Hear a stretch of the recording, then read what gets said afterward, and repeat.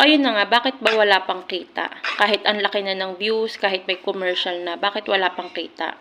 It's because hindi pa ako monetize. Hindi ko pa pala nare-reach yung 1,000 subscribers.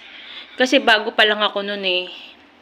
Kaka-upload ko pa lang, tapos nag-hit. So, akala ko pag may commercial, ano na, okay na. Hindi pala. Kailangan ko pa palang ma-reach yung standard ni YouTube na 1,000 subscribers. Yun. Wala pa kasi talaga akong kaalam-alam. Parang gusto ko lang itry. Parang, nasabi lang kasi ng isa kong friend, yung mga memories ko, na-upload ko sa YouTube kasi sa YouTube, hindi mawawala. Ganon. Parang, doon niya inaano yung ano. Yung sa akin naman, ganun din lang sana yung gagawin ko. Kaso, katuwaan lang kasi nung mga panahon na nagre-reels pa kami, yun, gumawa kami ng short content. Tapos, in-upload ko dito sa YouTube, nag-hit. Yun pala, hindi pa ako monetize.